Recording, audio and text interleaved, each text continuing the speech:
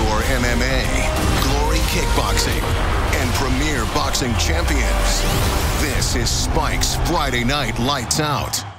Tonight, the Bellator lightweight division is on display. Man, that is power! Featuring the Bellator debut of the young assassin, Melvin Gillard, when he battles Brandon Gertz in the main event.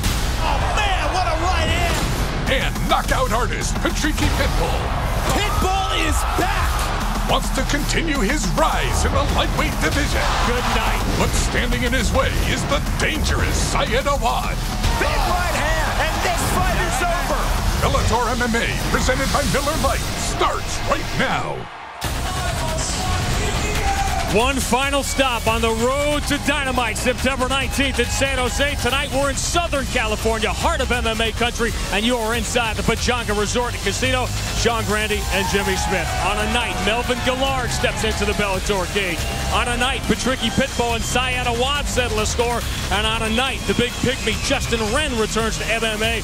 We begin with one of the elite in women's MMA back in the Bellator cage. That's right, Marloes Coenen, 22-6, 3 knockouts, 16 submissions, much more experienced than the 6-4 Arlene Blencowe. This is what we call a great opportunity.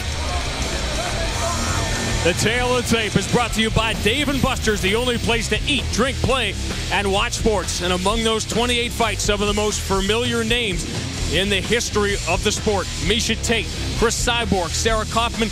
Marloes Coenen was the Strikeforce bantamweight champion. And the record is the disparity in this fight. Both fighters physically very similar. Our night begins, as always, with Michael C. Williams. Ladies and gentlemen, good evening and welcome as Miller Lite presents Bellator MMA live from Pechanga Resort and Casino. We begin with 3 5-minute rounds in the featherweight division, brought to you by Dave & Buster's, the only place to eat, drink, play, and watch sports. And now, first introducing the blue corner. At 5'5", she weighed in 145.8 pounds. Her professional record, 6 wins with 4 defeats. Hailing from Sydney, New South Wales, Australia, introducing Arlene Angerfest Blencowe. And across the cage, her opponent fighting out of the red corner. At 5'9", she weighed in 145.6 pounds as a professional. She brings an impressive record, 22 wins, just 6 defeats, fighting out of Amsterdam, Netherlands, introducing Marloes Coenen. In charge of the action, your referee, George Allen. Marloes Coenen now is the woman to beat in Bellator. Shake here, right here, you back up. There we go. The number 2 ranked featherweight in the world. You ready? You ready? Fight! The fight clock brought to you by Miller Lite, the original Pilsner. Cheers. It's Miller time. You don't box a brawler. And that is what Blencowe is trying to do, is brawl the boxer. Come in there, throw heavy hands, don't make it about technique. She was a boxer first and transitioned into MMA. Started very late. She was an athlete when she was younger, Arlene Blencowe. When she suddenly found herself with 2 kids to support and wanted to be a role model and the breadwinner, she took up MMA. She is stepping up huge in class. This is where Marloes Coenen has the advantage. It's on the ground. She already has side control. That's not a good start. 16 submissions in her 22 wins. Many of them early. That's a problem. Both fighters dry, both fighters fresh. This is where she's going to have the best chance to get a submission, is early in the fight. Jimmy, how do you simulate facing one of the elite women in the world when there are so few? You fight anyone you can. You grapple anyone at this level. You're not going to find a gym full of women that fight like Marloes Coenen. You have to train with everybody. Rarely is there separate training in women's MMA. Marloes Coenen started training at 14 simply to protect herself. She had a long bike ride home from school every day, and this is how she wanted to defend herself, and that was the start. What has turned into a storied career.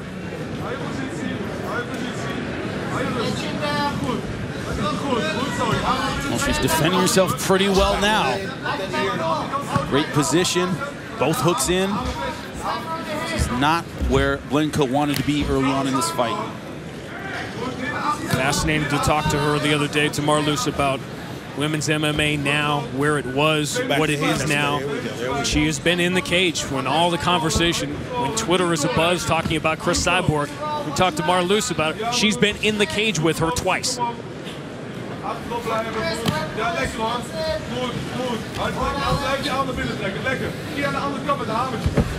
Gotta have two qualities. You can't shy away from a challenge, and you can't overlook anyone. She's fighting hard in there against Blenko, who doesn't have much of a name in the sport. She could make her name tonight with an upset. Great body triangle, very tight. We're seeing the advantage and disadvantage of the body triangle is that it keeps you very tight on the person's back, but you can't flatten them out. You don't have control of the hips and the legs. Marloes Coenen probably content with where the fight is now, that she doesn't need that. Yeah, it's like a backpack position. And that's not where Blenko wants to be. No. You can say that about pretty much every second of the 180 that have gone by so far.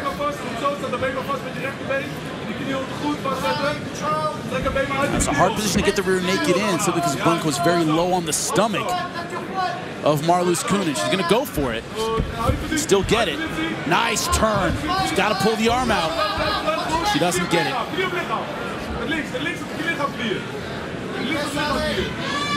This is going to be an educational experience for Arlene Blenko.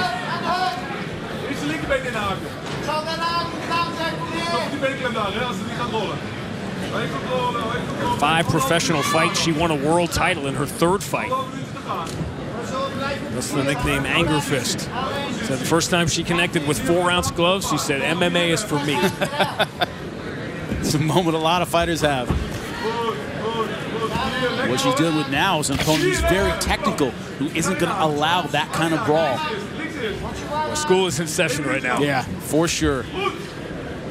And with 1 minute left, if you're Blenko, you have to make the decision. Is it all right to ride out the rest of this round, give up the 10-9, but see a round number 2?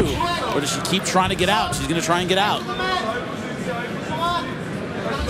A methodical, professional performance. Yes. Yep.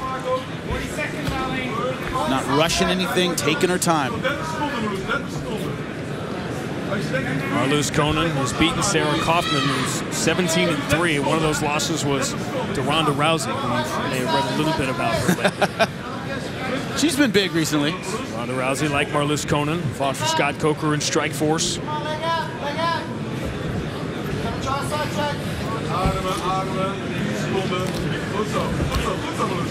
What do you tell Arlene Blenko after round 1?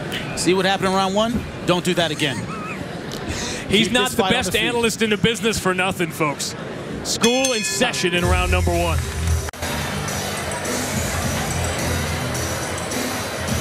Round 2, Arlene Blenko survives and got an education in those 5 minutes against the veteran Marloes Coenen.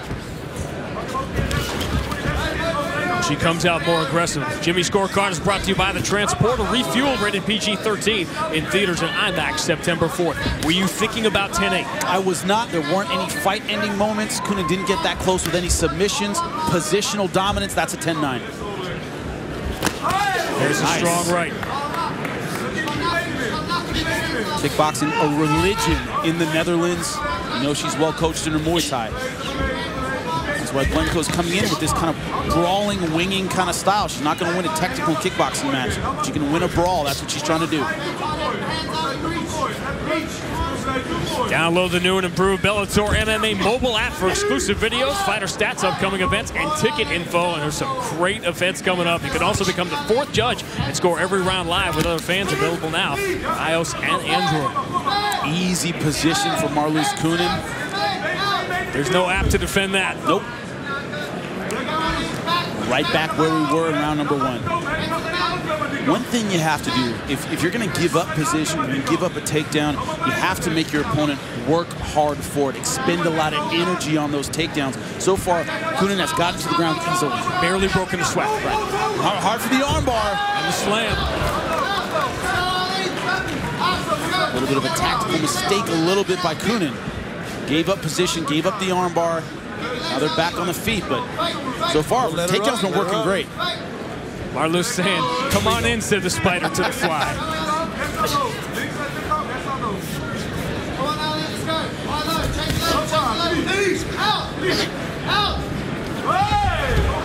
Went for the throw. Yep. Not enough commitment on the hips. Harder at a lighter weight. Yeah, very hard. Judo throws are all commitment. It's all about turning the hips with everything you've got. She wasn't able to do that. Gonna have to do something, top lady.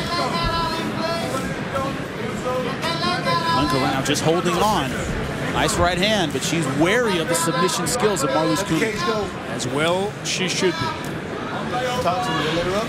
There we go. Attack her, let her up. You want to come down here and fight, don't you?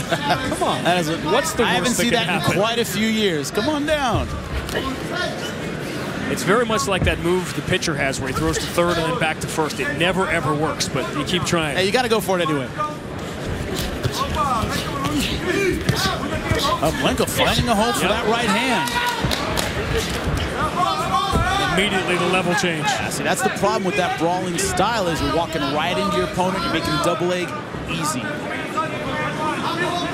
Side control.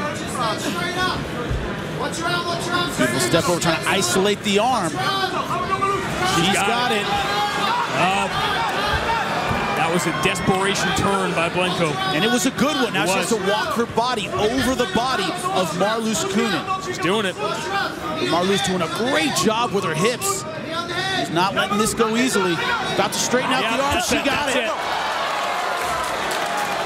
And that arm bent the wrong way. The great sportsmanship. Marloes Koenen knew exactly what to do and exactly what it would do to Arlene Blenko, and the tap was immediate. It was. Beautiful armbar, great commitment with the hips. That's why she's one of the best at 145.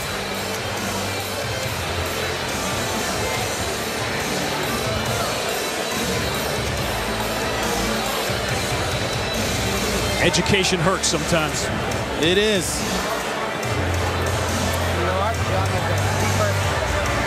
Let's check out our Blackheart Premium Spice Rum Replay, the bold 93 proof rum that's edgy to the core. Now in this position, she's able to attack both arms. That's the brilliant part, is Blenko didn't know what arm she was going for until it was too late. Look at this, locking up. And briefly, Blenko able to get her head out, but look at the replacement of the right leg. And beautiful commitment, look at that. You saw it in reverse, the armbar. Look at the hips. And that arm just bends the wrong way. I'm hoping she was just flexible. My partner here, Sean Grandy, is cringing. That was a gaspable, cringeable moment. Yeah, you feel that at home, but that's commitment with the hips. Excellent job with the armbar. You see the pain on the face of Blenko. That's a beautiful armbar. 23rd win in the storied career of Marloes Koenen. She'll be with Jimmy Smith when we return. Bellator MMA is off and running on Spike. 23rd win in the storied career of the #2 ranked featherweight in the world, Marloes Koenen.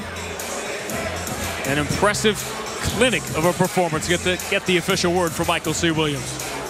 Ladies and gentlemen, inside the Bellator cage, the tap comes by way of an armbar. Official time, 3 minutes, 23 seconds. Into round #2, the winner by submission, Marloes Koenen.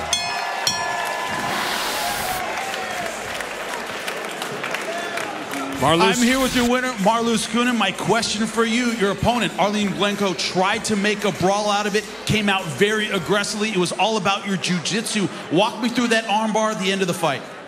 Well, actually, I thought I had it one time before, but she slipped away, so she did really train good on that. And the second time, I actually forgot. Sorry. I think it was on her back, right? Yeah, I don't know anymore. Sorry. Well, you got the submission, in case you need to know. Your second fight in Bellator, your second victory in your new home. How does it feel? I'm so grateful to Mr. Cocker over there. He was the first big promoter who saw that women are warriors. And I'm loyal to him for as I can be. I'm very, very grateful to him. Well, you're a warrior for sure. You showed that tonight. Congratulations, Marloes Coenen. Give it up for it.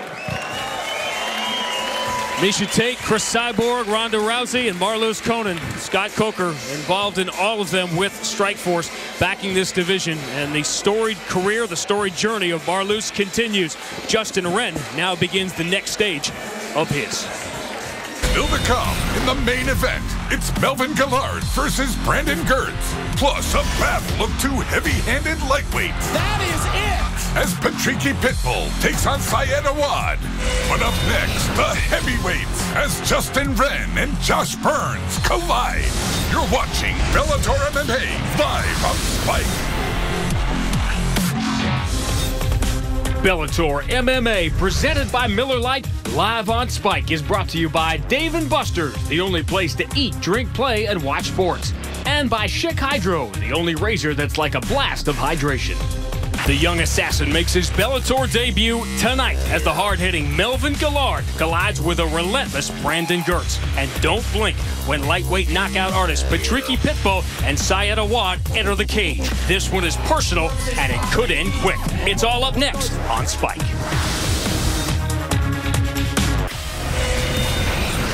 One of the most familiar faces in the last decade of MMA, still the most prolific knockout artist in UFC lightweight history. That is Melvin Gillard, ready for his Bellator debut, and it will take place tonight against an all-American wrestler. What an opportunity for this man tonight, Brandon Gertz, to make a name for himself.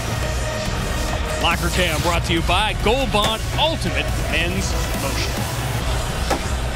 It is great to see you. I'm Sean. This is Jimmy. Melvin Gillard generates a lot of things. Conversation is one, knockouts is another. But his problem, Jimmy, inside that cage has been inside his head. Yeah, incredibly physically talented, explosive, aggressive, but hasn't had the best decision-making in big fights. He says, I'm more focused than I've ever been for this fight. We'll see.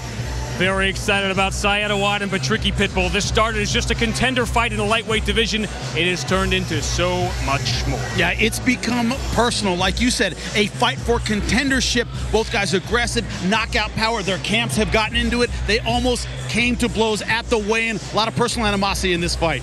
And a lot of personal going into this next fight. You have undoubtedly by now know the story of Justin Wren. 5 years away from the cage, he returns a different man in so many different ways.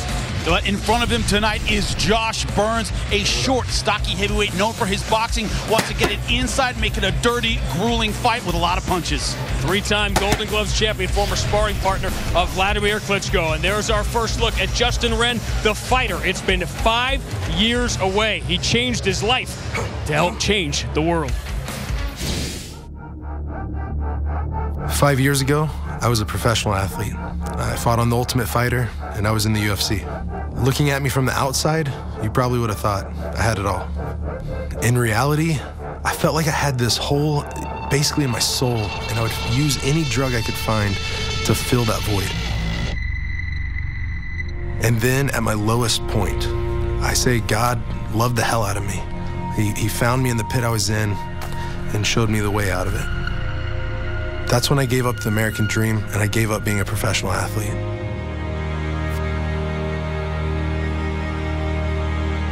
I met my second family here in the Congo, the Mabuti Pygmies. They call themselves the Forgotten People.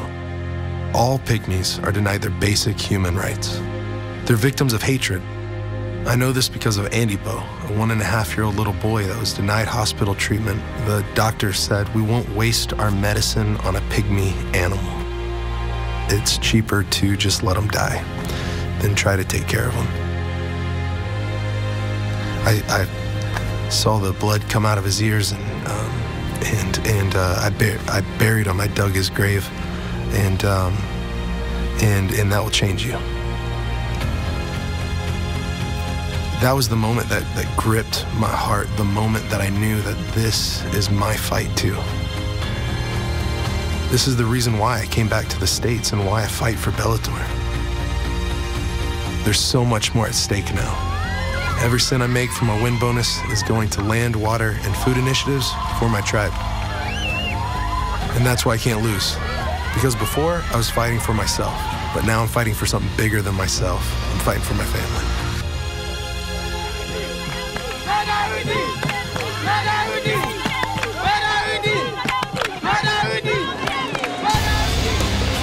Justin Wren survived malaria, parasites. He was evac'd from the Congo 4 times, but he returned. Tonight, he returns to the cage after 5 years away to face this man, the experienced heavyweight, Josh Burns. It's next.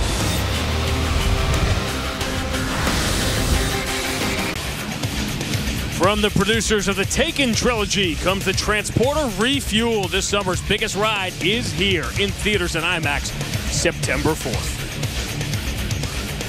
Justin Wren, July 17th, 2010, the last time he fought. 2-time state wrestling champion, recruited by Cael Sanderson.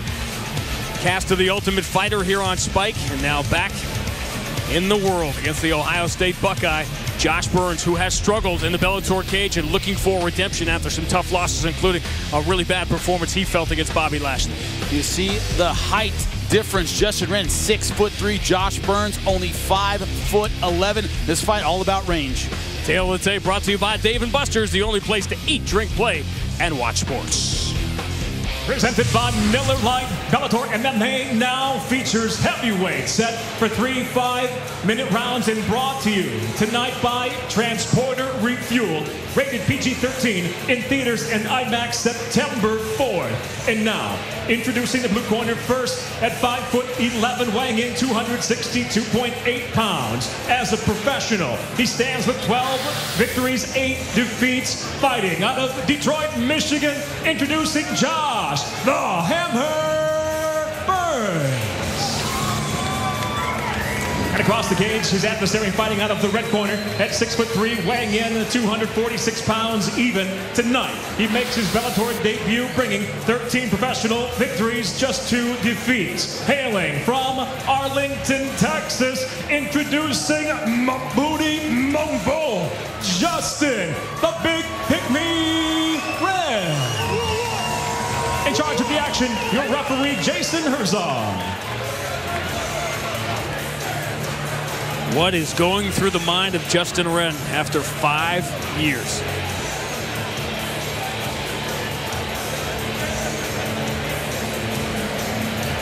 Fight, are you ready? Fight, are you ready?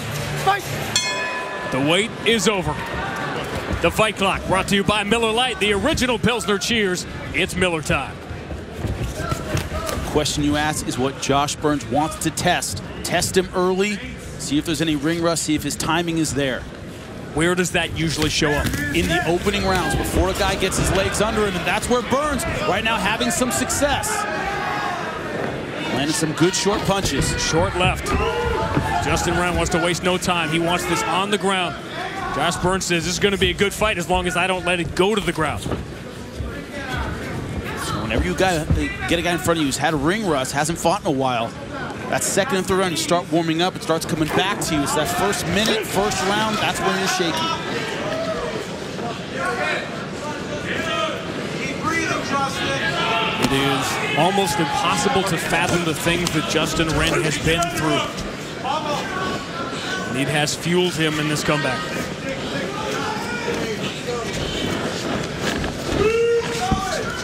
A little bit easier to get up for training.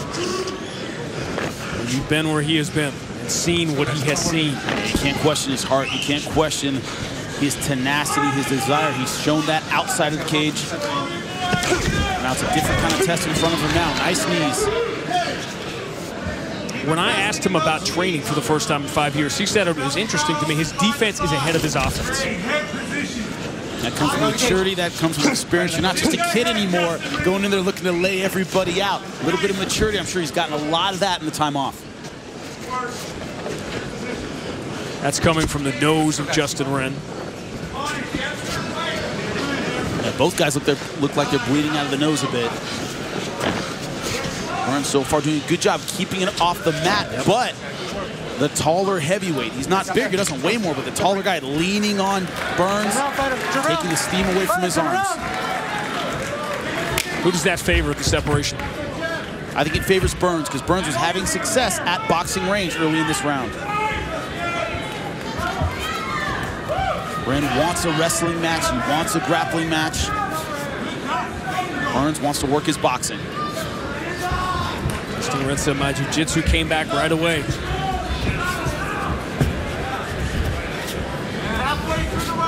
And you can see a small trickle now. That's from the right eye, just the corner. That's not a bad spot.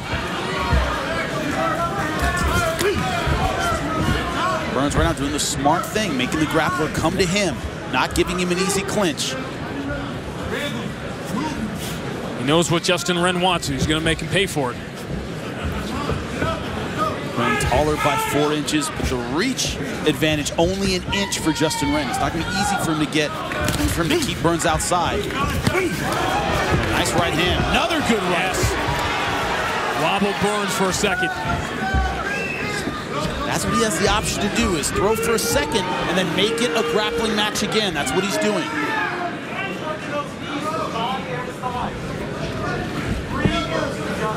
That looked low. Really, Jason Herzog saw it. He's still complaining about it, and he ate another knee. Now he's got to get his head back in the game. The ref didn't see it. It didn't happen. He can't keep complaining. Even if he's right. Doesn't help you at this point. That's why I say protect yourself at all times.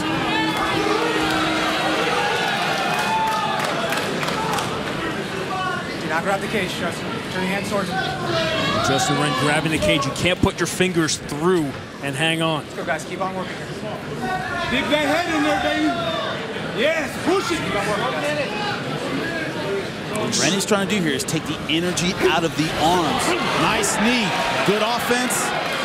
You see what he's doing? He's wearing him down, leaning on him, and then popping out. Throwing some offense of his own and going right back to it. Good strategy. Fighting in spurts. Burns just looked at the clock. Never a good sign.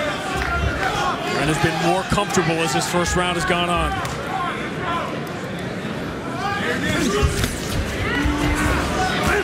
Oh, good right hand. Burns thought he had those arms tied up, and obviously he didn't. Now, we talked about it. So it was a little uncomfortable at the beginning of the round. Now it's coming back to him. He's getting his rhythm. You feel his confidence growing. You can't simulate it. You have to get inside that just cage. do it. Yep.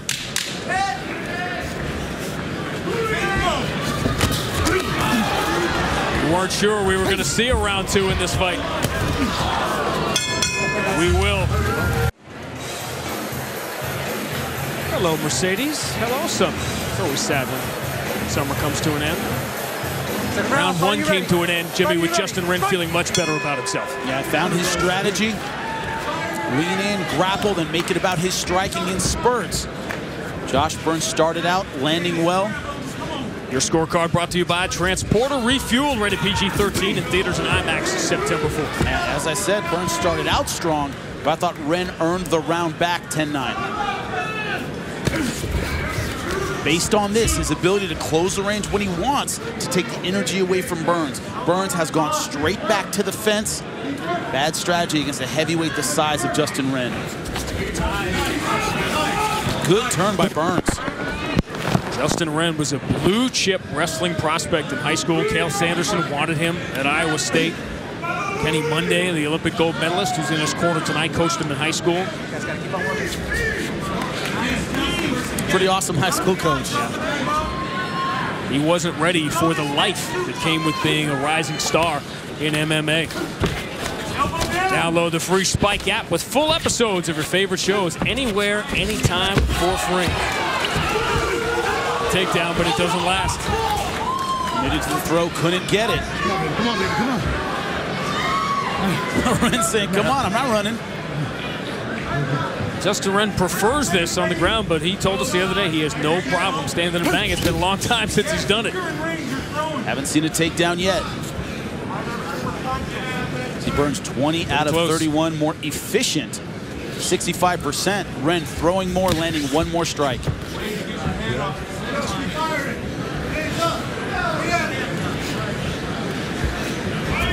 Both guys looking winded in this second round. Burns breathing very heavily. Nice right.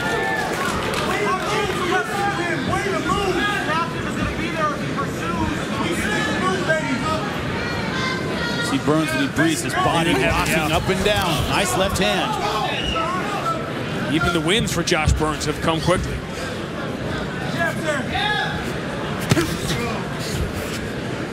Three of his 20 pro fights. Oh, good right hand.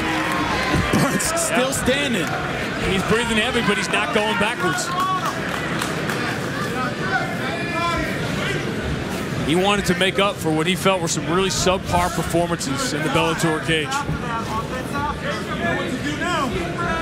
Those who thought he would be easy pickings for Justin Wren here thought wrong. Thomas is letting Wren attack first. Yes, and there's a knee that wobbles him. No longer initiating. Wren's taking it. That's another knee. Big left knee. Burns trying to keep his feet. Trying to hang on. That's a long 205 left. And this is a position that favors the taller fighter. Wren's looking to finish this right now. Those are vicious knees. The big pygmy laying him in. He is closing in. Well, that's how you drill knees. You never get a chance to do that in a real fight, and he did. Look at Burns is still standing. Wren needs a break after that one. I don't know what he's pointing at. These look like two rhinos in the center that are not going to give any ground. Did he do the point at the foot when the guy looks, I punch him? Did he really just do that? He's getting his money's worth after 5 years away. Who falls for that? Come on. Shoes untied. Yeah. Really? That's what it looked like to me. I'm going to ask him about that after the fight.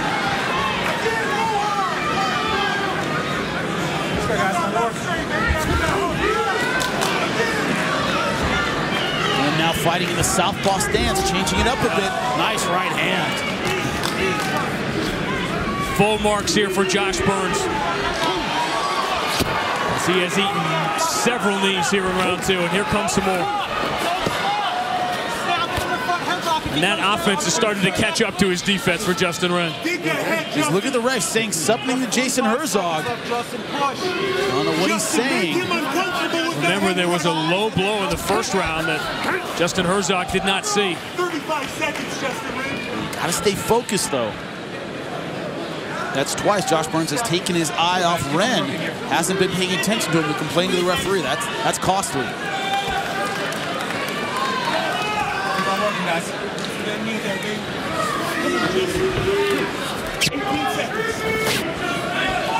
Let's go, guys. Jason Herzog taking a close look. He separated them in round 1.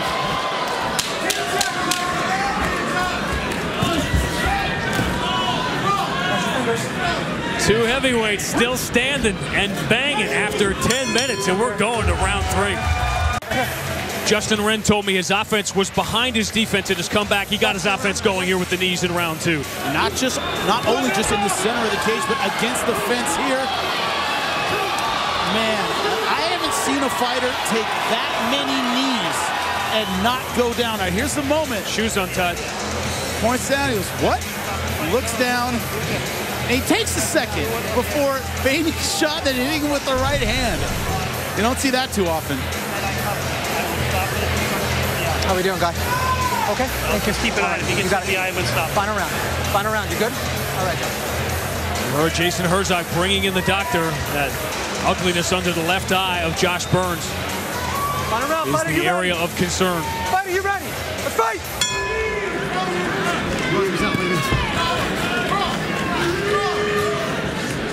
You're breathing heavy before the round. You've been in a battle. Never a good sign. Wren has been fatigued as well, but what he's done that's been intelligent is he's fighting in spurts. He's fighting at his own pace. Now look at those. That's just round 2, those 16 shots. Burns a stellar 100%. The bad news, only 1 kick. Josh Burns said he was embarrassed his last couple of fights, embarrassed for his family to watch him lose the way he lost. Nothing to be ashamed of tonight. What he hasn't been able to do since the opening seconds of the first round is initiate, be the one to get off first. He's been waiting on Justin Wren. Wren has been able to push him back. He's been able to decide when to grapple. He hasn't been initiating his own offense. That's been Burns' problem. So excited about the light heavyweight tournament coming to Dynamite on September 19th. Don't forget PBC and Friday Night Lights Out, the light heavyweight champion Adonis Stevenson. If you haven't seen the rising superstar Errol Spence Jr., the undefeated young fighter, the Olympian out of Dallas. Check him out, Premier Boxing Champions, Friday, September 11th at 9 here on Spike.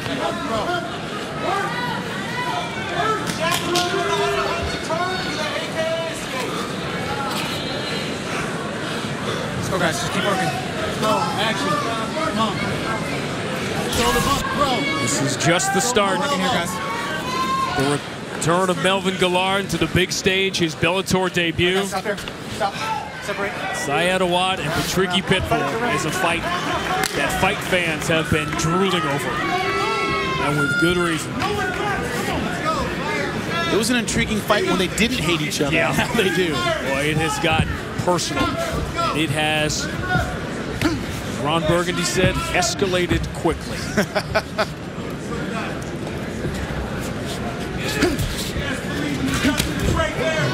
All right? No, you good? All right, let's go.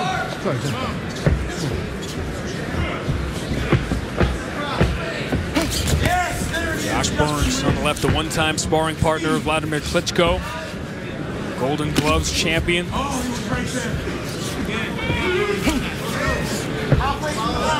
0-5 in the Bellator cage. As impressive as his performance has been compared to the last ones, he still needs a finish to avoid 0-6. He does. It's been that inability to initiate. He's been allowing Ren to pick him apart at range and control the tie-ups. It's the advantage of being a taller fighter. You don't have to do much to get that tie plumb and throw knees. Ren has been taking advantage of his height, of his build in the clinch. Burns now with the body lock. Going for the outside trip, not able to get it.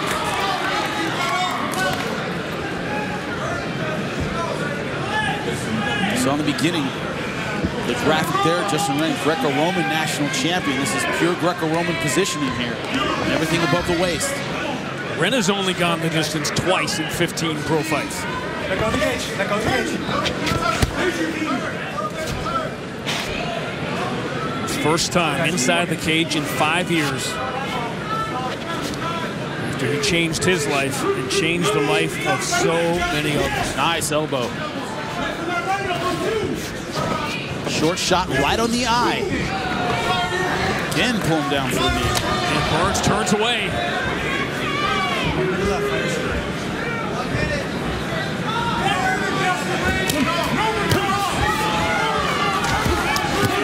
Strong overhand right.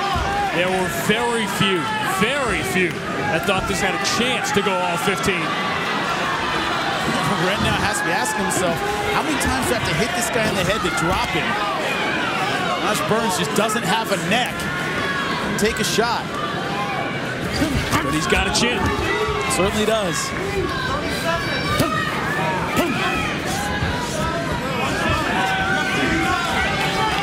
Of conditioning just lets Ren move around him at will. Nice right hand.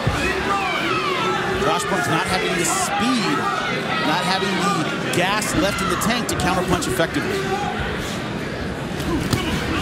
Another good right. Burns will try to finish strong. Good left hook. In the final seconds, now it's Ren who has to hold on. Has to for the first time.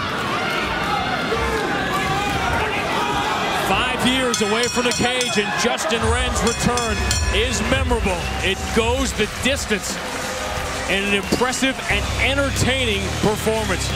We'll go to the cards and find out if the return of the Big Pygmy is successful.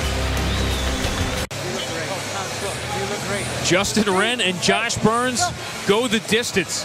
Who'd have thunk it? Let's check out our Black Card Premium Spiced Rum replay. A bold 93 proof rum that's edgy to the core. The second round, I went 10-9. You could have gone 10-8 because of this. The clinch work up against the fence. Knees to the head, knees to the body. Dominant performance by Justin Ren from the tie clinch. Beautiful stuff. Hard head for that man, Josh Burns. Look at those total strikes. So many of them coming in round number 2. We go upstairs for the final word from Michael C. Williams. Ladies and gentlemen, having gone the distance, we'll go to your judges' scorecards at cage side. Judge Chris Crail sees the fight 30-27, while judges Rob McCarthy and Michael Bell both score the fight the same at 30-26. All for the winner by unanimous decision, Mabuti Mangbo, Justin, the Big Pygmy Red.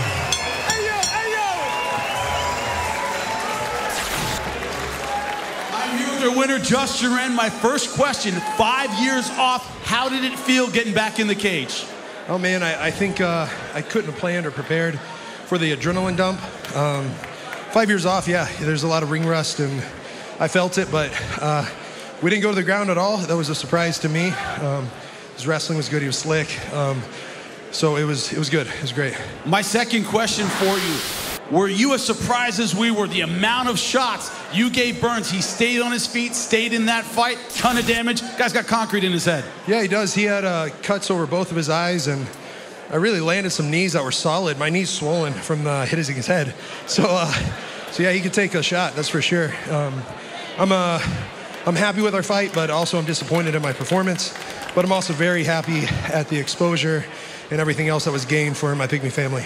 What does this mean for your family back in the Congo? What does this victory mean for them? Well, if I could say something to him real quick. Jiniyango Haiko Mzungu. Jiniyango Efeosa Mabuti Mangbo. And Nafika Hapaku Wapinda. Nakupinda Sana. Yeah, Amagu. And so basically what I'm saying is... I have no translator for that. You got to help me. Yeah, I'm here, and my name's not white guy, but well, like a lot of Congo people call me, but my name's Efeosa, meaning the man who loves us, and Mabuti Mangbo, which means the big pygmy. And I'm here because I love you, and you and me, we're brothers. You're my brothers, you're my sisters, I'm your brother. And Amagu is we are one, we are not different. You heard it. Let's give it up for the big pygmy, Justin Wren, ladies and gentlemen. A feel-good moment for everyone except the closed captioning operator. A dynamite feel, and dynamite is where we are headed on September 19th. Jimmy will be joined by Scott Coker for all the news next.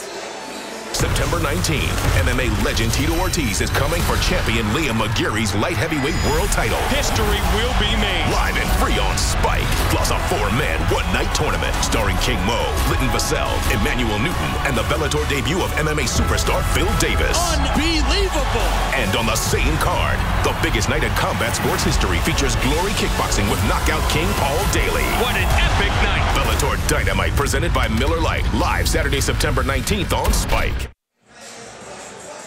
I'm here with Scott Coker. Scott, a huge event September 19th. My question for you, not just a huge night for Bellator, but for all of combat sports, what news do you have for the fans tonight? Well, tonight we're going to announce our tournament brackets, Jimmy, and the first fight on the 19th in the 205-pound weight class is going to be King Mo fighting Linton Vassell, and the second fight will be Phil Davis fighting Emmanuel Newton. As if the fans don't get enough. With Glory Kickboxing, the tournament, and a title fight between Liam McGeary and Tito Ortiz, what else are the fans going to see the day before our fight September 19th? We have a terrific fan fest. If you want to come down, meet Fedor Emelianenko, Hoist Gracie, Randy Couture, Kung Lee, Frank Shamrock, and we're bringing Sakuraba from Japan. Just go to the Bellator.com, go to the Bellator website, fill out the newsletter, BellatorNation.com, and you'll get a free invitation and an RSVP so you can welcome you to the invitation-only Fan Fest. Now, not just September 19th, big fights coming up in the fall. Tell us about it. You know what? Our next tentpole event, which will be 2 title fights, we're going back to St. Louis on November 6th. Tickets are on sale right now. You go to Bellator.com or Ticketmaster.com, and it's going to be Pitbull fighting Strauss for the 3rd time, and also we have Will Brooks fighting our tournament champion, forgot his name. Martine Held. That's my job. I'm cool with it. Martine Held. So that's going to be our 2 fights. We also have local Michael Chandler, and he's going to fight maybe the winner of tonight's fight. We don't know. And then Bobby Lashley. Bobby Lashley will be fighting on the card against James Thompson, and we have one more fight to announce maybe Monday. St. Louis, always a great venue for us at Bellator. September 19th, November 6th. Don't miss them. All right, guys, big news. Vengeance will be yours on November 6th. Pitbull and Strauss 3. Locker Cam is brought to you by Gold Bond Ultimate Men's Lotion. Patricky Pitbull has been a part of some of the most memorable moments in Bellator history. Against Eddie Alvarez, against David Rickles, against Lloyd Woodard. This figures to be another classic. Syed Awad, the only man to beat the lightweight champion Will Brooks. He is the one in Will Brooks' 17-1. A possible title shot already in the balance, but this fight has gotten personal. As if we didn't know already, it happened at a poster signing here early in the week, and then last night at the weigh-in, this. And Scott Coker put an immediate stop to it. Families and camps getting into it is like a bad Thanksgiving. Don't go anywhere. This is next. Bellator MMA, presented by Miller Lite, live on Spike, is brought to you by Blackheart Premium Spice Rum, Seduction in a Bottle, the official rum of Bellator MMA, and by Pechanga Resort and Casino, experience it all. Bellator MMA is brought to you by Dave & Buster's, the only place to eat, drink, play, and watch sports. Still to come, 32 wins and 21 knockouts for Melvin Gillard, but it's been 2 years since he's won a fight at MMA's highest level. He chose his opponent for his Bellator debut, and he chose that man, Brandon Gertz, coming off the first knockout win of his career. Now he gets the chance of his career in the main event. Locker Cam is brought to you by Gold Bond Ultimate Men's Lotion.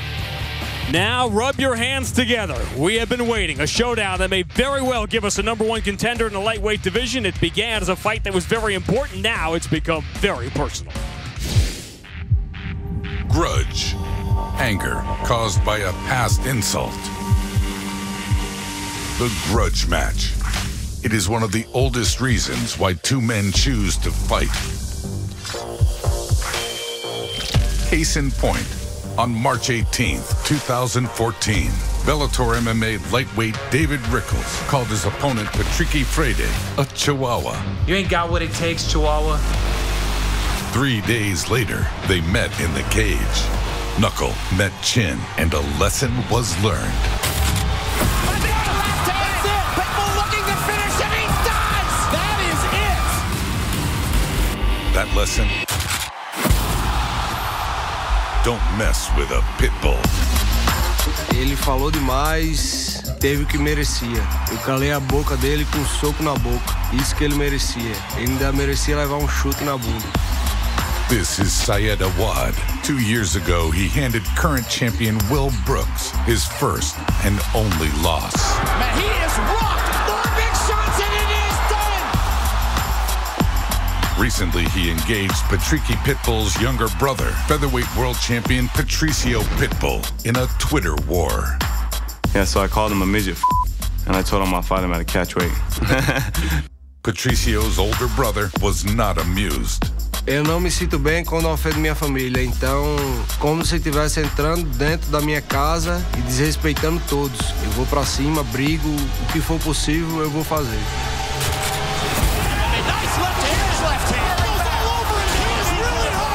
I'm gonna make Patricky pay for all the shit his brother's been talking. That midget brother of his lit a fire under my ass. Now I'm coming for his neck. See you later, Patricky. I'm gonna send him packing. Syed, eu vou calar sua boca e você vai aprender a ficar quietinho. Você fala demais.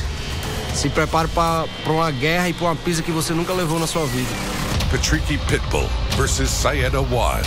It's a pure and simple grudge match, and it will only be settled when the leather starts to fly.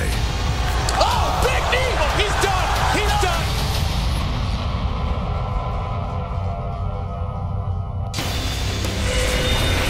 Patricky Pitbull says it reminds him of the fights he had growing up in the streets of Brazil, but tonight it's not vale tudo. He'll have a world-class striker waiting for him on the other side.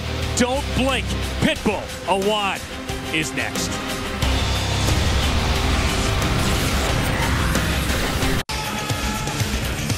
From the producers of the Taken trilogy comes the Transporter Refuel. This summer's biggest ride is here in theaters and IMAX, September 4th. On September 19th, we'll see that man, Mr. Wonderful, Phil Davis. And now we know, Jimmy, he'll face Emmanuel Newton in the first round of the light heavyweight tournament. Very difficult fight, the former champ. Got a chance to roll with him a couple weeks ago. He's been training hard.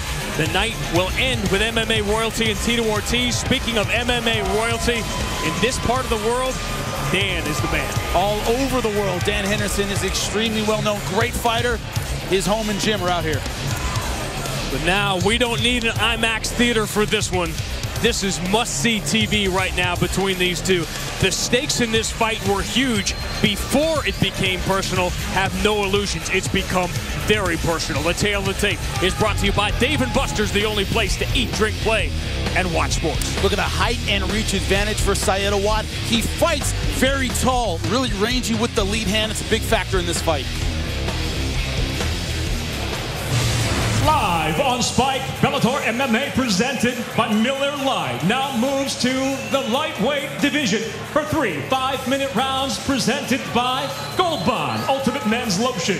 And now, introducing first the blue corner at 5'11", weighing in 155.8 pounds, his professional record, 18 wins, 6 losses, fighting out of San Bernardino, California, introducing Syed the Assassin.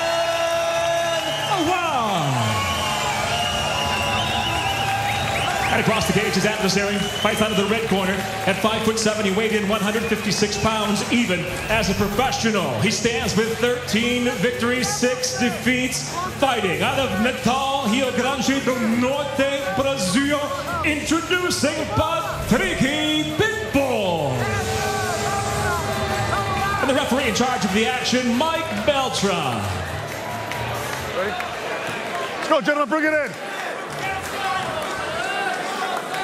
All right, gentlemen, been over the rules already. Protect yourself at all times. Obey my commands at all times. Touch gloves now if you want. At the sound of the bell, come on out and handle your business. Let's go.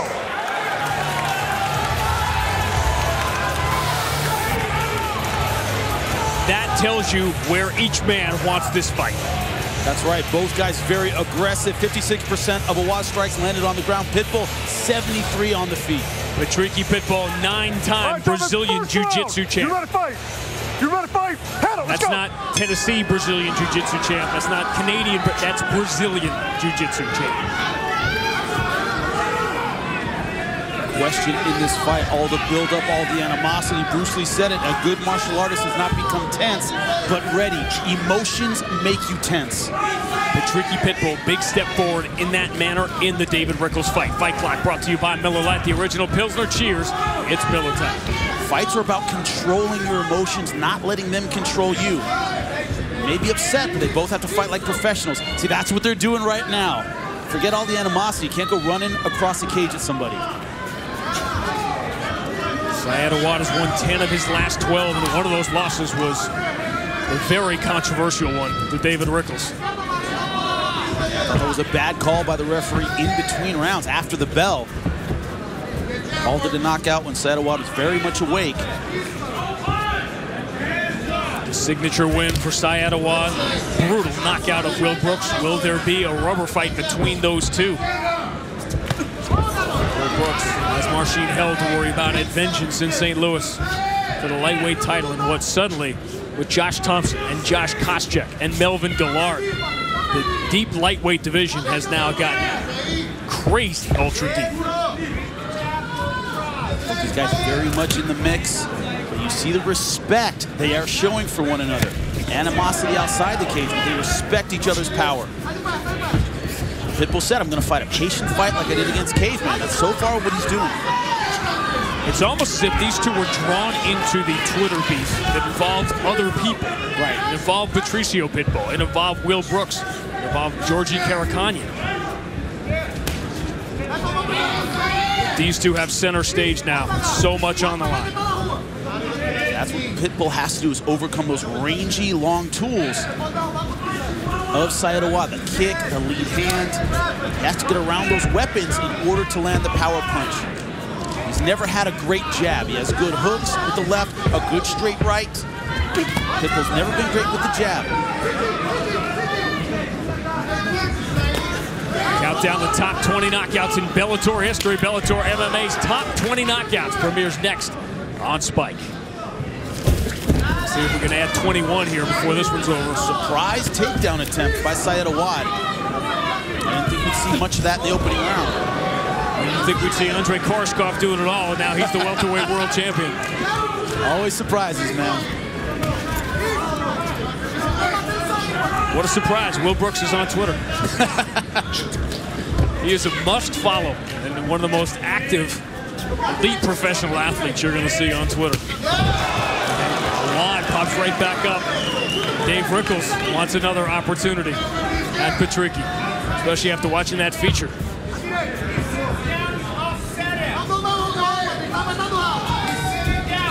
And we're talking about Chandler and Dave Jansen. Derek Anderson, who we saw earlier tonight, and Brent Primus, a new name. It's going to be on that list, who's 6-0. And finally, Patricky had it to the ground, but only for a split second.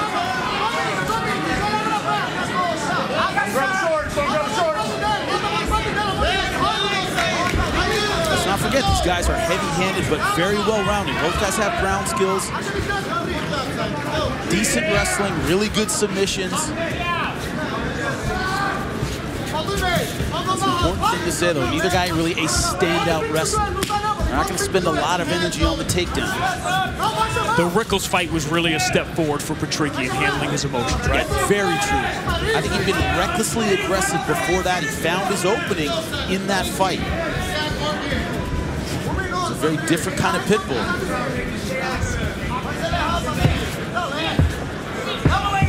Double leg again, Patricky, double leg.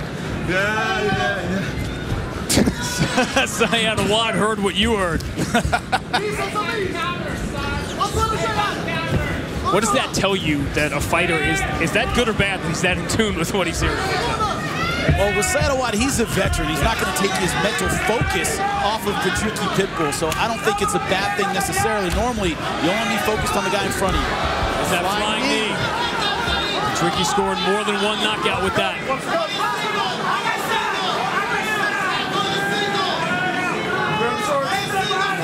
It's almost as if we expected the fighters inside the cage to lose their composure. It's more like outside the cage is where all the activity is here through round one. A very smart, very professional, high-level opening round. Sayed Awad and Patricky Pitbull fighting very smart, very professional first round. Both expecting the other, perhaps, to lose their composure. Sign of respect, noteworthy here at the start of round two. Jimmy's Scorecard brought to you by the Transporter Refuel, rated PG-13 in theaters at IMAX September 4th. Sayed Awad asked his corner, did I win round one? You say yes. Yes, very close first round. Awad just a little busier, controlled the range a little bit better. Very close, but I give it to Sayed Awad. A little better cage generalship. Patricky gets it close for the first time. That's the range Patricky wants. Wasn't able to find it in round number one.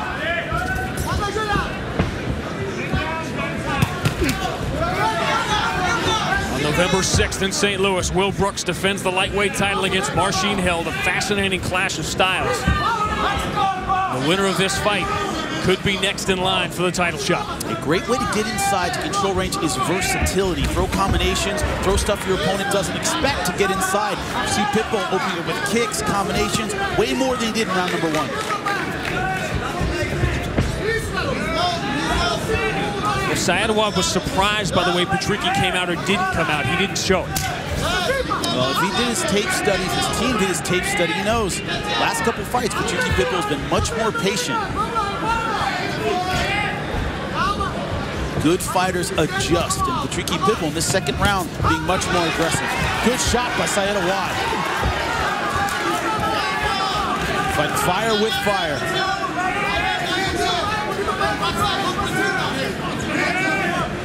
Trickle, hard to tell if that's coming from the nose. As you can see under the right eye.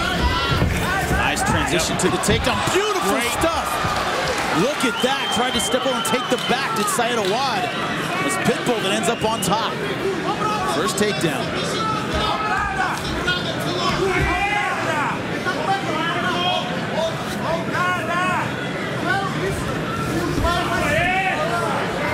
Talk about the knockout power of Syed Awad. 7 of his 18 wins have come by submission, including one in which he was basically knocked out and still scored a submission win. Here's Joe Duarte.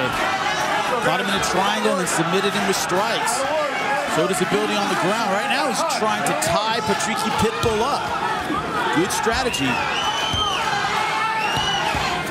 Patricky landing short shots, but not able to get the distance, the posture necessary to land good ground and pound.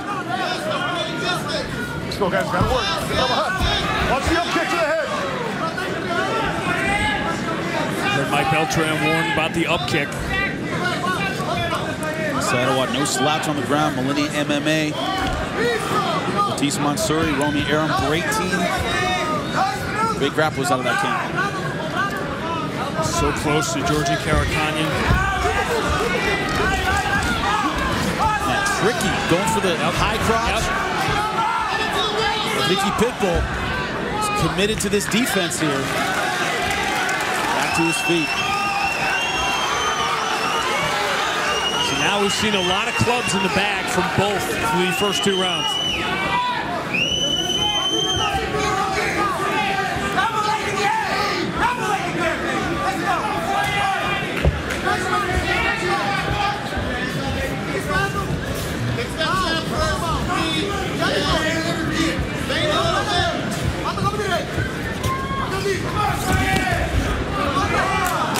Is it disconcerting for a fighter who feels he is going to be the dominant one on the ground to have a long segment of the round on the ground and not be there? I think he had to know that Syed Awad is not a beginner on the ground. Remember, Syed Awad just stalled him out. You have to be better to do that. Right uppercut got through. That was the first shot. Starting to find the range is Syed Awad, turning it up. In a round I thought Patricky Pitbull was winning. That size and reach is too much. I think this round very much up for grabs in the last 40 seconds.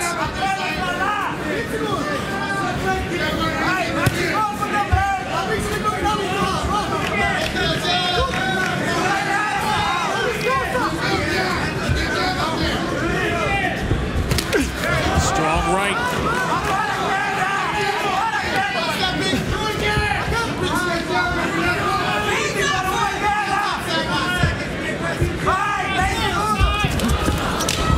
The patient Patricky Pitbull. Slipping the punch, going straight to the takedown. Good defense by Syed Awad. Strong finish to round 2 for Syed Awad. The best shot of the round, though, may have been landed by Patricky Pitbull with the left elbow. We're going to round 3. Perhaps not the fight we expected, but no surprise that we're going down to a 3rd and deciding round here. And this fight has been so close and fought in many different ways through the first 10 minutes.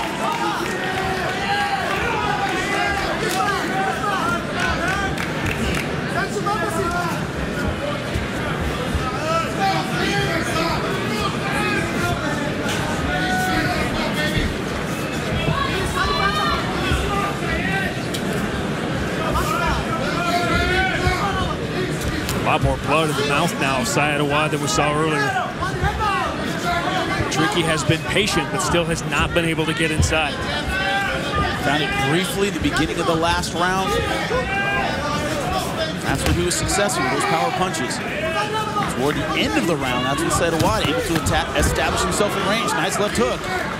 Got a little bit behind the guard of Syed Awad. You have this even going to round 3. I have it even going into round 3. I gave Patricky Pitbull the last round. Syed Awad outboxed Patricky Pitbull at the end of the round. Pitbull outboxed Syed Awad at the beginning of the round. For me, the takedown is the tiebreaker. It goes to Patricky Pitbull, but very close 2 rounds. Neither guy can feel good about it. We saw some scorecards during the prelims tonight that were unusual. Keep that in mind, yes, as we both see this as an even fight going to round 3. But the decisions went the right way. Right. That's important. Now, when Patricky Pitbull's been successful, it's been with versatility, mixing up his punches and his kicks to keep Syed Awad guessing. That's what he did at the beginning of this round. That's what he did at the beginning of the last round.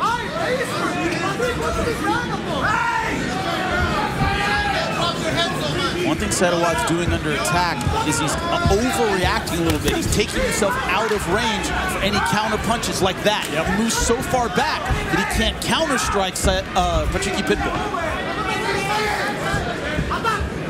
We are closing in on September 19th in San Jose. The much anticipated Dynamite, Liam McGeary and Tito Ortiz for the light heavyweight title. You've seen the brackets now for the 4-man one-night tournament. It's Glory Kickboxing, all in the same arena. It is going to be quite a spectacular show. Jimmy will be with Tito Ortiz in moments. Bellator MMA, it's September 19th, live on Spike. Patricky Pitbull finding his range in this third round. Shows coming up in Texas and at Mohegan Sun, and then Vengeance November 6th in St. Louis. Will Brooks and Marcin Held will battle for the lightweight title. We're about 2 minutes away from perhaps finding out who the next #1 contender will be.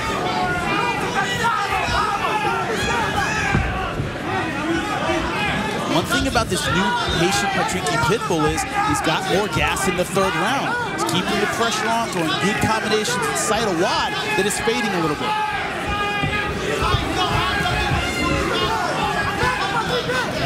You said the key to this fight, these two very offensive-minded fighters, would be sound defense. Those guys haven't left a lot of opportunities for the other fighter. Patricky Pitbull's had to earn it when he's gotten inside and landed good punches. This has been a professional fighter's fight. Very good. And we are anticipating the Bellator debut of the young assassin Melvin Gillard in the main event against Brandon Gertz. He wants to insert himself into the lightweight title conversation. As close as he is with Will Brooks, he says, if I got to fight my buddy for the title, it becomes about the title. In this fight, we're talking about professionalism. It's all over MMA. It's not a street fight. That's what I'm about, sound defense by Patricky Pitbull. Hands up, head movement when he needs it. Minute 15, and this is very much up in the air. I think Patricky Pitbull's been in control of this third round. I think Sadowat needs to really turn it on in this last minute if he's going to get a decision.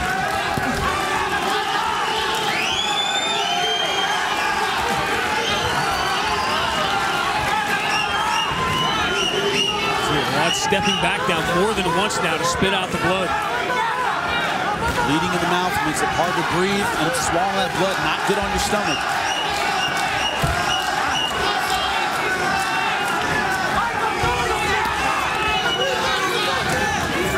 Because of the success he's having this third round, Patricky Pitbull, good ring generalship, controlling the inside of the cage, controlling the center, making Sadowat fight on the outside. That's important in the eyes of the judges.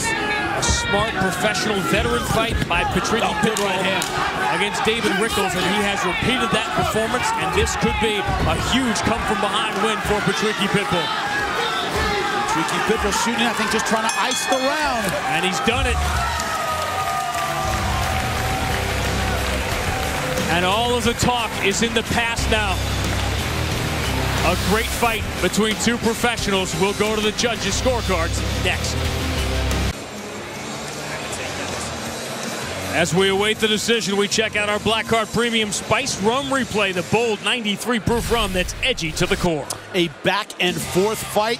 The guy who was at range, who controlled the range, controlled the offense. And I think in the last couple rounds, that was Patricky Pitbull. Beautiful lead elbow as Sadowat was coming in. But in the second and third round, pushing forward, landing shots with the left and the right. Beautiful boxing, nice combinations by Patricky Pitbull. We saw the new Patricky Pitbull at first in the fight against David Rickles. Let's check out the scorecard now. Jimmy's scorecard brought to you by the Transporter Refueled, rated PG-13, in theaters at IMAX September 4th. Did he do it again? I have it 29-28 Patricky Pitbull. I gave him the last 2 rounds. We'll have to see. Ladies and gentlemen, having gone the distance, we'll go to your judges' scorecards. At cage side, Michael Bell, George Allen, and Ron McCarthy all see the fight exactly the same. At 30-27, all for the winner by unanimous decision, Patricky Pitbull. Pitbull brothers!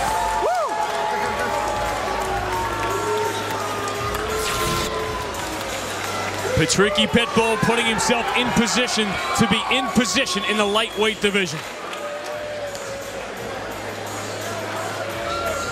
Maturing every time out. I'm here with Patricky Pitbull. My question for you, not just a tough fight, a lot of respect shown in between rounds and after this fight. Tell me about that. Mesmo fala disso, do respeito que você estava falando. Sawad is a good guy. He know my hand is a power. The hand, the Awad, my opponent, is a power too. I'm respecting him. He respecting me. So I'm back. Speaking of being back, the champion Will Brooks interested in this fight. He said he wants the winner. What do you think of that? Essa luta, que você acha desse, do Will Brooks? Querendo você, o lutador que ganhou hoje. He talked too much. He's a clown. Hey, Will. Shut up. I'm coming. You heard it. Let's give it up for your winner, Patricky Pitbull, ladies and gentlemen. Twitter, it's all yours. Whatever language you tweet in. Will Brooks has to get by Marcin Held and Vengeance on November 6th for the lightweight title, but then it could be Patricky next. We are headed towards Dynamite on September 19th. The icon, Tito Ortiz, in the main event in San Jose. He'll be with Jimmy next. Up next, the main event. It's a clash of styles when knockout artist Melvin Gillard faces submission ace Brandon Gertz. This is Bellator MMA. Bellator MMA, presented by Miller Lite, live on Spike, is brought to you by Gold Bond Ultimate Men's Lotion with skin strengthening proteins and 7 intensive moisturizers. Man up with Gold Bond. And by Pechanga Resort and Casino, experience it all. Saturday, September 19th, live from the SAP Center, Bellator MMA presents Dynamite. The Huntington Beach bad boy, Tito Ortiz, is coming for the belt when he battles world champion Liam McGeary. Bang! Plus the inaugural one-night 4-man light heavyweight tournament. Whoa! And for the first time ever, Bellator MMA and Glory Kickboxing together in one night. Unbelievable! Saturday, September 19th, live from the SAP Center. Get your tickets now at Ticketmaster or Bellator.com.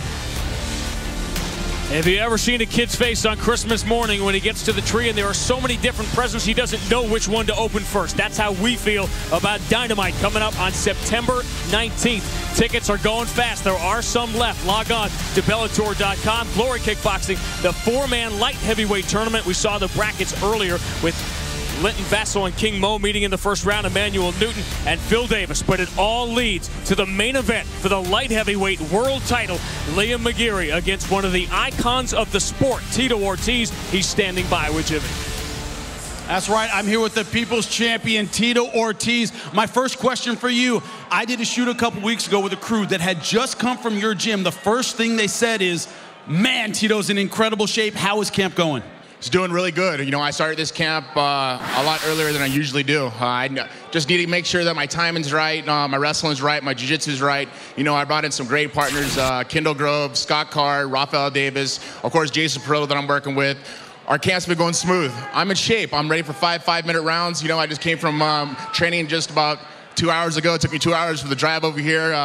But I have a great opportunity, man, and that's a chance to be a world champion again. Now, you've been on the other side of this equation when you were coming up, being the young gun, looking at the name and wanting to take that name home with you. Now you're on the other side of it. You're the big name. Liam McGeary trying to make his name on you. How does that change things mentally as a fighter? Well, I guess he could want all he wants. He ain't going to make a name off me. I'm here to make an example of him. And, you know, he's a tough guy. He's the world champion. I got to thank him. You know, I got to thank Liam for giving me the opportunity to fight for the world title. I have everything on my shoulders. You know, I'm living the American dream right now. I've been counted out my whole life. Now I have an opportunity to prevail and be a world champion again. Well, I talked to Liam recently. Here's what he had to say about you and your upcoming fight. I see him on September 19th. He can talk all the shit he wants. I'll soon shut his mouth up as soon as that cage door closes. What do you think of that, Tito? Well, I guess I'm not the one talking shit. Thank you, Liam. Thank you for giving this opportunity. And on September 19th, when we get in this cage, yes, it is going to be locked behind us. I hope you're ready for some damage, because Tito Ortiz is going to havoc on your face. Thanks a lot, Tito. Don't miss it. He fights for the belt September 19th. It can't get here fast enough. You can argue all you want on Twitter about the Mount Rushmore of MMA. Tito Ortiz is one of the first names you will hear. He'll have one more opportunity to become a world champion. And up next, it's the first day of the rest of Melvin Gillard's fighting life. He told me he's the new guy in high school. This can't just be a win. It has to be a spectacular knockout. Brandon Gertz has been around this school for years. 7 of his 11 wins by submission. He'll step onto the biggest stage of his life, his first main event, next. That main event is brought to you by Miller Lite, the original Pilsner. Cheers, it's Miller time. Melvin Gillard, Bellator debut, next. Another great night of Bellator MMA, and we have arrived at the main event. 10 years ago tonight, Melvin Gillard was still trapped in his New Orleans home by Hurricane Katrina. He has been through so much in and out of the cage, and tonight his Bellator debut has finally arrived. He begins the final chance to escape what he calls his worst enemy that's dogged him throughout his entire career, himself. It feels good to be back on Spike where it all started. You ready? Yeah, bro. You know, I have a hard time getting guys to fight me. You know, I've always had that problem. You know, it's a gift and a curse at the same time. The 155 weight class, man. Damn for a rude awakening. Will Brooks, a good friend of mine, you know, training partner. All respect for Will. I'm gonna have to touch gloves with my teammate. You know, at the end of the day, the champion is the one that makes the money. The champion is the one that gets all the glory. So without that belt around your waist, you're just another guy in the division. So ultimately, yes, I want to be the Bellator champion. Ultimately, I will be the Bellator champion. But in the meantime, I'm going to rack up some awesome knockouts, some great wins. And I'm going to take a lot of these chumps out, and I'm going to make people afraid to fight me like they used to be, you know? I already got guys like Michael Chandler calling me out. What these guys don't realize is I'm one of the best fighters in the world. You want to raise my key up, bro? Can you say something that you want to say? Ready? Yeah, bro. I'm Melvin, the young assassin Gillard. Bellator fans are in for a treat. Coming to knock everybody in the lightweight division out. Now y'all got somebody to fear.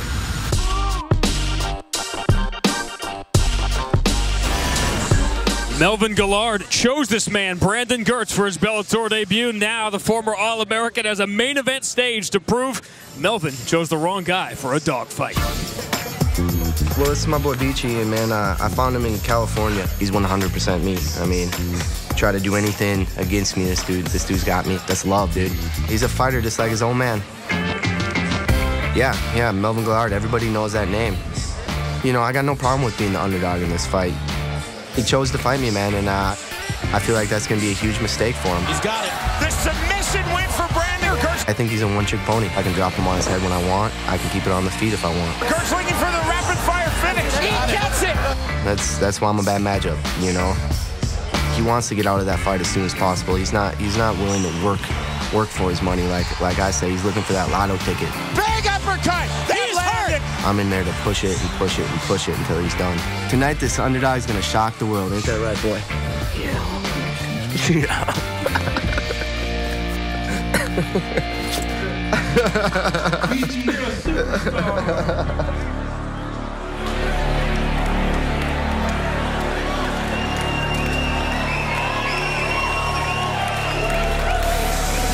And now ready to make his way to the cage, Brandon Gertz.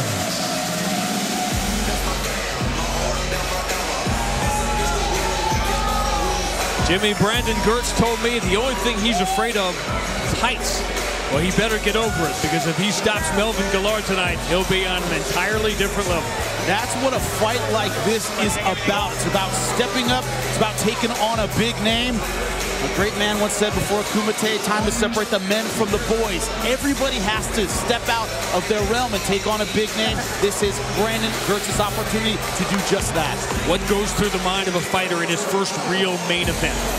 That nothing's different. Nothing new should go through your mind. It's another fight. You're thinking about your training. You're thinking about your skills. If you're thinking about the main event, something's wrong. When you're winning, change ain't good. Former high school hockey player in Minnesota, which is practically redundant. Division II All-American at Minnesota State. He has found a home inside the Bellator cage. About to step inside again for the biggest fight of his life. Went from hockey to MMA in order to do less fighting, I think. But if I'm going to do it, might as well get paid and have a referee and everything. Both of these fighters considered the other a one-trick pony. Both used that exact term. Brandon Gertz, 7 wins by submission, and that has been Melvin Guillard's Achilles heel.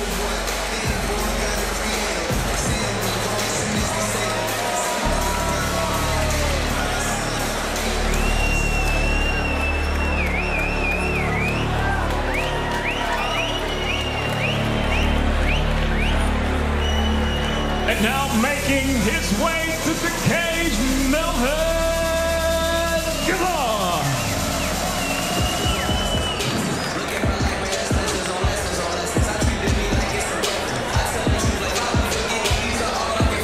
When Melvin Guillard left the UFC, the all-time leaders in knockdowns, Anderson Silva, Chuck Liddell, and Melvin Guillard. That is elite company. He is that level of athlete, explosive, powerful.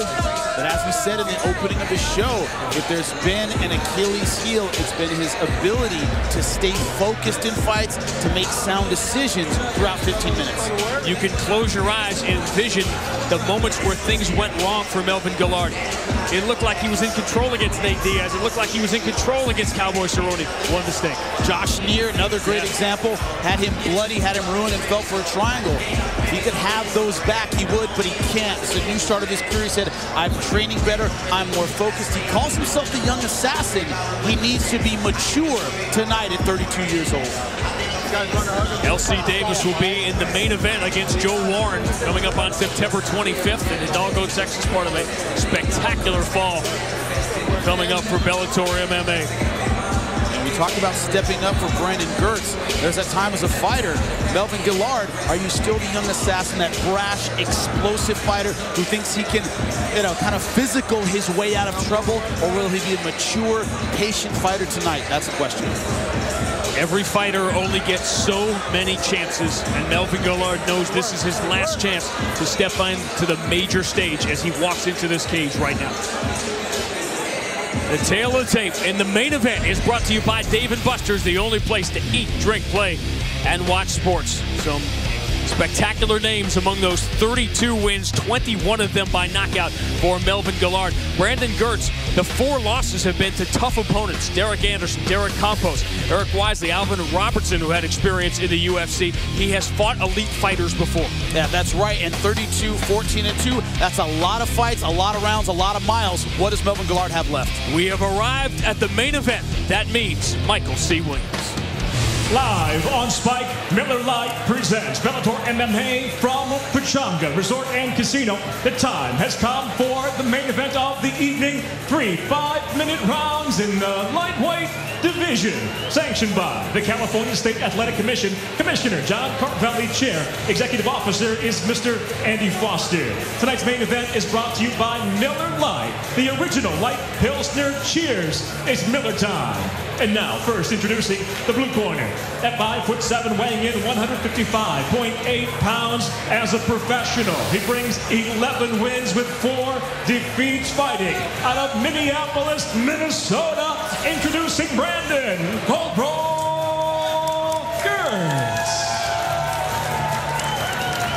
And And across the cage, his adversary, fights out of the red corner at 5'9". He weighed in 155.4 pounds in his Bellator debut. The veteran professional brings 32 victories with 14 defeats and 2 draws. From New Orleans, he fights out of Coconut Creek, Florida. Introducing Melvin Gillard.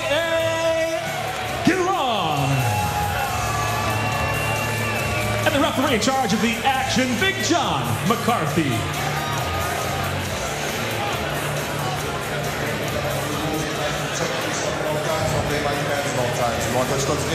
Good luck to both of you. 51 pro fights for Melvin Gillard.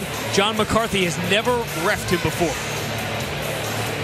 Brandon Gertz, keys to victory, Jimmy. You know, for Brandon Gertz, work for the takedown, that's obvious, and be ready for 15 minutes. Get out of that first round, make it a long, grueling fight. For Melvin Gillard, his physical ability is stunning. He needs to use it. Speed, speed, speed on the outside, and time your strikes.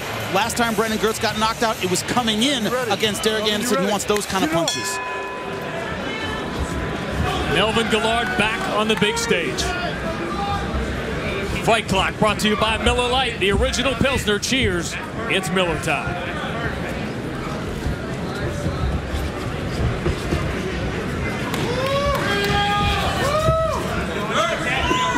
It's a recurring theme tonight. You talk about what you want to do, you get in there, and there's respect for the person standing in front of you. Nobody wants to make a mistake.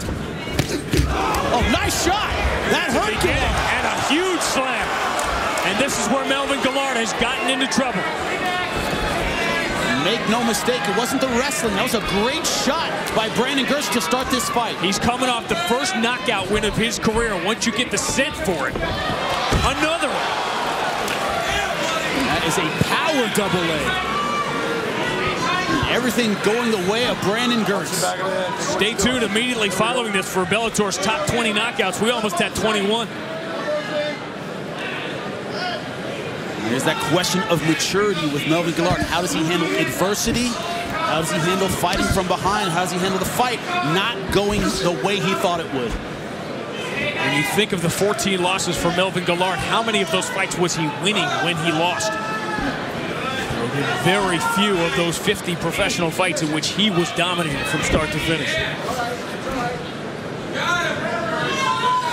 It's giving good pressure inside control, nice knees. What he wants to do right now is keep the pressure on. Gillard doing the right thing, clearing his head, buying some time. Looks like he's cut around his left eye. Left eye. Trying to lock up the Americana, a key lock.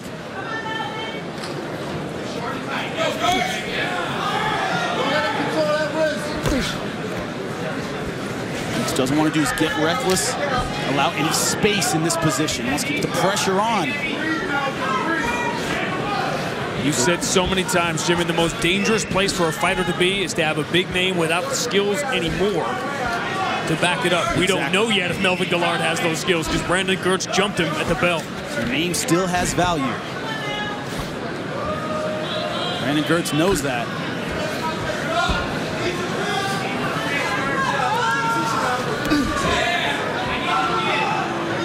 You are looking at the main event and the return to the big time for Melvin Gillard. His Bellator debut in the main event starts very slowly for him and very quickly for Brandon Gertz, who almost had that key lock. Look. Yep, going for the Americana key lock.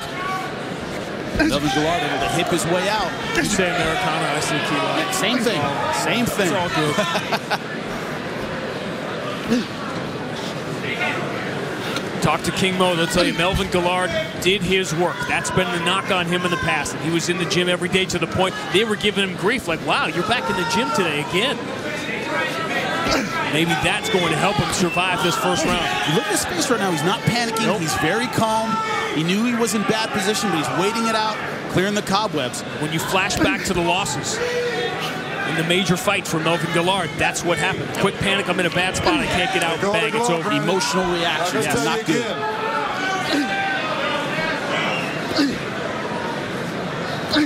Mike Tyson said it, everybody has a plan until they get hit. It's the plan after you get hit that counts. Everybody's got a plan until there's an All-American wrestler on top of you for 5 minutes.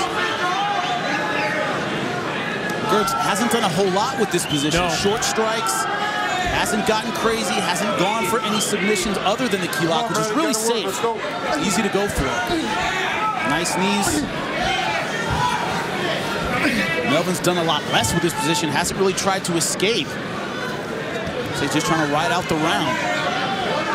That could be his strategy. Get to the end of the round, get back on my feet, do what I'm best at, because he hasn't even tried to escape, really. Brandon Gertz had Melvin Guillard, took him down twice in the first 45 seconds of this fight, and that's where the entire first round has been.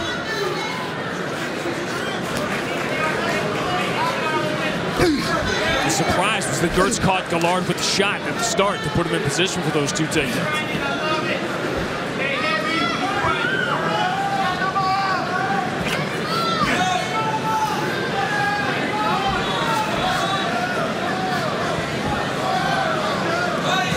Dominant position from Brandon Gertz in round one.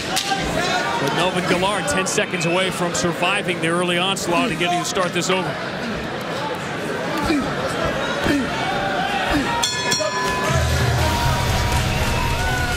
One of two takedowns from Brandon Gertz at the start of this fight. In the corner of Brandon Gertz, they called it a very clean first round. A strong shot to begin it. A pair of takedowns for Brandon Gertz. Melvin Guillard was on his back the entire round.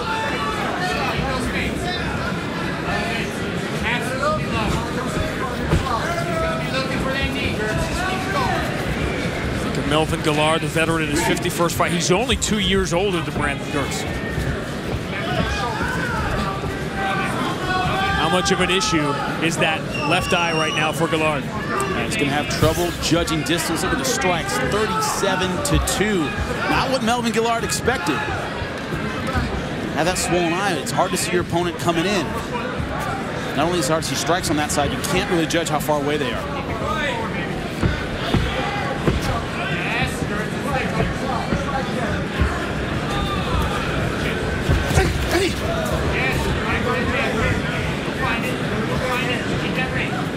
Trying to show us that he feels okay. There's the quick hands for the first time.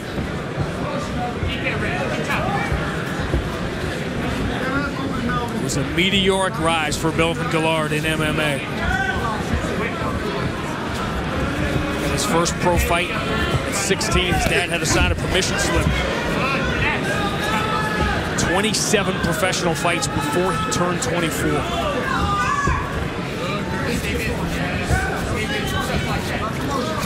A lot of eyeballs on him right now to see what he has left. Gertz for the third time.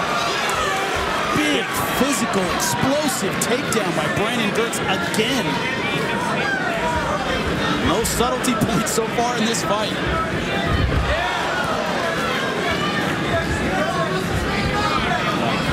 Overcommitting to the armbar.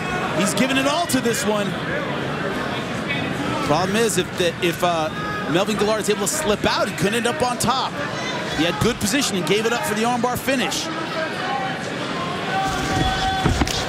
And Guillard seizes the opportunity and gets a shot at exactly what you were talking about. Yep.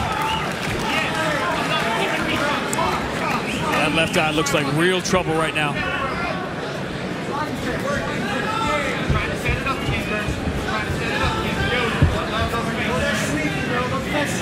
I'm breaking down this fight. I talked about both guys are explosive and physical. It isn't just Melvin Guillard.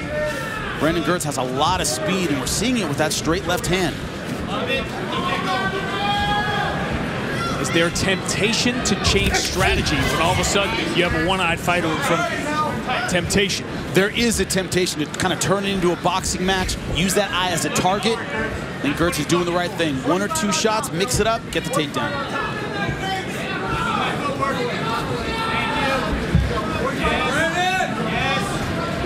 A little surprised with a lack of initiation from Melvin Guillard. Could be the eye. He's been more in a counter-punching kind of mode. Gertz might be setting the trap here for a shot and a takedown. There it is.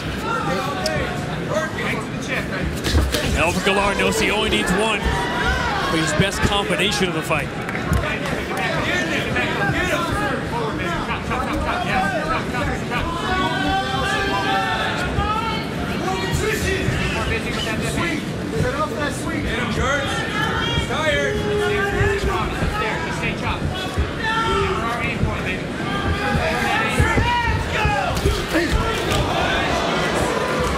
mouthpiece is gone.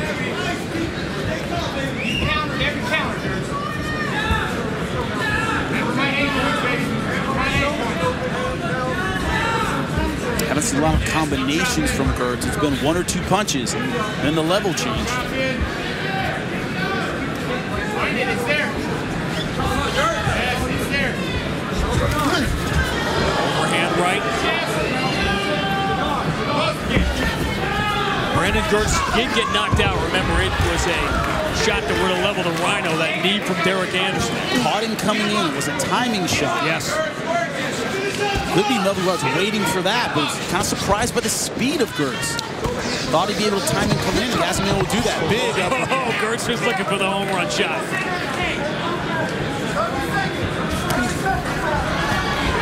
It would have to be hard to not feel the adrenaline and the confidence growing in Brandon Gertz.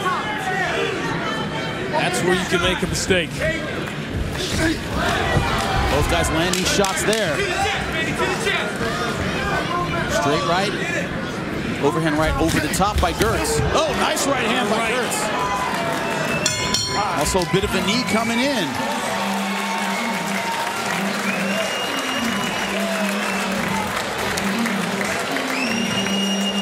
Melvin Gillard wanted to announce his presence with a spectacular knockout. It will have to be now because he is 2 rounds down, isn't it?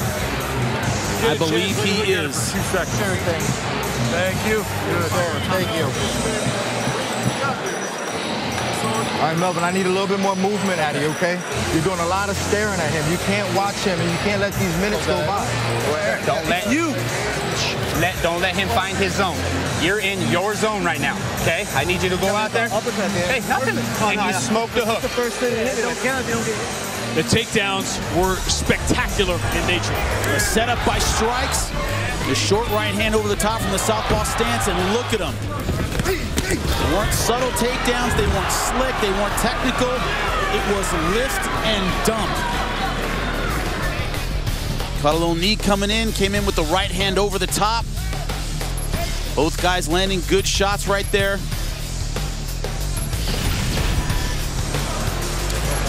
Emmanuel Newton. I'm going to be getting up. He'll be part of the 4-man light heavyweight tournament at Dynamite in San Jose. He is loving this one, not what we expected.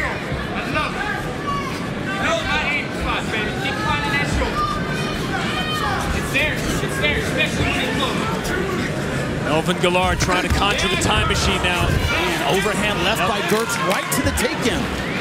It's either been that hook over the top from the southpaw stance or that loopy left right into a level change takedown. It's been that way since round 1.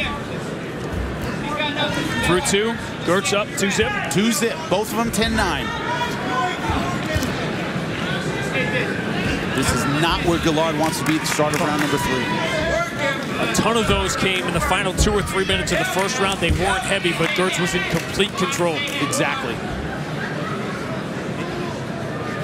It was almost as if Melvin Gillard was just trying to get to that second round to start over, but it didn't help him at all. Has never had the chance to do that. He showed no ability to be able to get back and fight back to its feet in the first round, and now he has to do it. He's in the spot a fighter never wants to be. You're down 2 rounds in a 3-round fight. Your opponent can, milk positions. He can eat up time. You're the one that has to push the pace. You're the one that has to get back into the fight.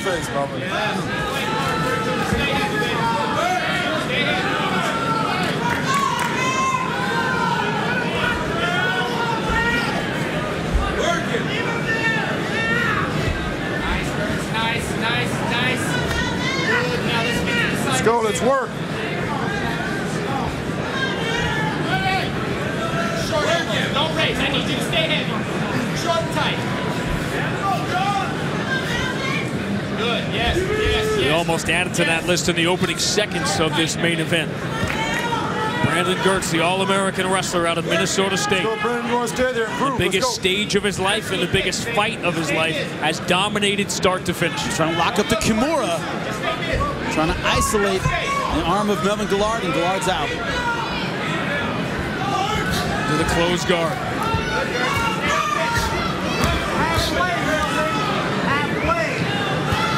Two good elbows from the bottom for Melvin Gillard, but he needs a lot more.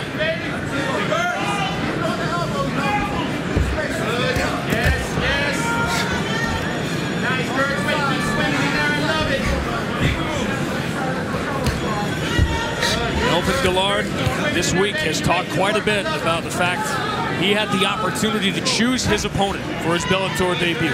He chose Brandon Girtz. Sometimes the biggest messes we get ourselves into are of our own making. Exactly. Brandon Girtz, and he's going to regret this decision. I wonder if he's regretting it now, because he is behind with 2 minutes left.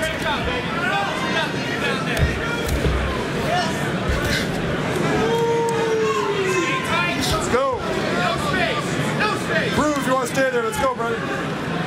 Didn't seem to be a conditioning issue with Melvin Gillard. Just a very smart plan from the beginning. He also seemed surprised by the speed of Girtz. He thought he was a grinding wrestler. He hasn't fought that way. Why did John McCarthy separate them? There just wasn't enough activity. Big left knee. Brandon Girtz made a huge mistake. He was turned away from Melvin Gillard. You can never do that. Protect yourself at all times. Gillard taking advantage. Looking for the comeback win in the final minute 20. That's a huge mistake. Could Girtz let this fight slip away? For 13 minutes, Brandon Girtz was in complete control. Now Melvin Gillard starting to unload. Girtz backing up for the first time. And not even going for the takedown. He is backing straight up with a minute left. That minute may as well be an hour when you got the young assassin in front of you.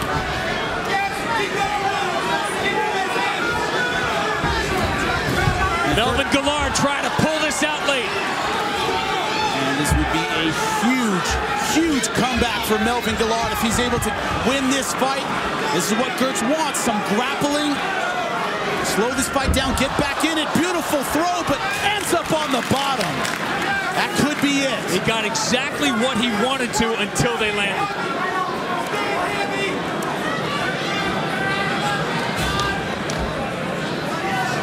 Flashes of the old Melvin Gillard late in the third round, but Brandon Girtz is 15 seconds away from surviving. What a huge comeback that would have been. I don't think it's going to happen.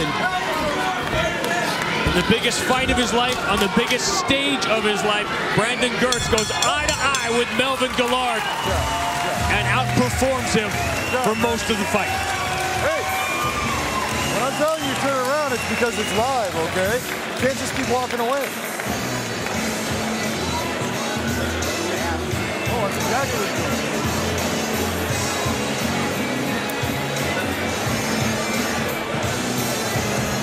Let's check out our replay brought to you by Blackheart Premium Spice Rum Replay, bold 93 proof rum that's edgy to the core. Huge mental lapse by Brandon Girtz.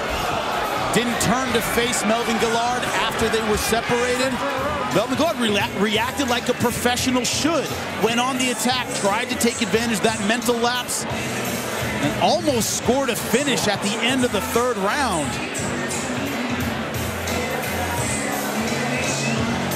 Huge, huge mental error by Brandon Girtz. Let Melvin Gillard back into that fight. Brandon Girtz did everything he needed to do to win. The one thing we didn't know was whether he'd be able to sustain an attack and survive a strong attack from Melvin Gillard. And in the final minute, he did that, and it may have gotten him to the promised land.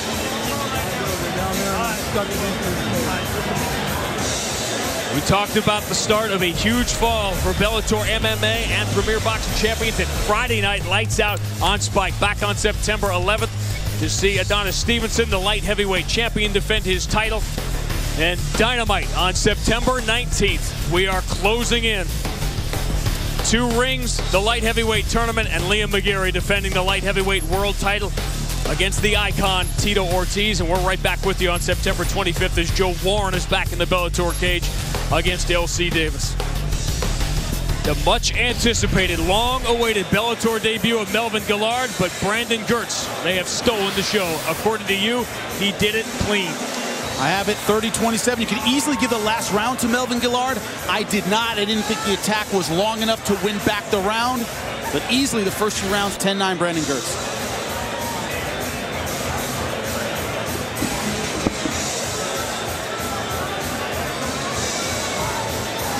Ladies and gentlemen, having gone the distance in tonight's main event, we'll go to your judges' scorecards at cage side. Your first judge, Michael Bell, scores the fight 29-27. He sees it for Gertz. Your second judge, George Allen, scores the fight 29-28. He sees it for Gillard. Your third and final judge at cage side, Ron McCarthy, scores the fight 29-27. For the winner by split decision, Brandon Gertz.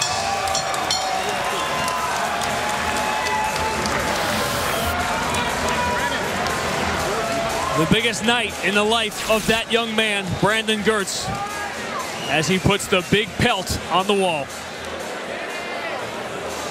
I'm here with your winner, Brandon Gertz. Brandon, the biggest name of your career, the biggest stage of your career, you had the best performance of your career. How does it feel? It feels good. It feels good. It didn't go exactly how I thought.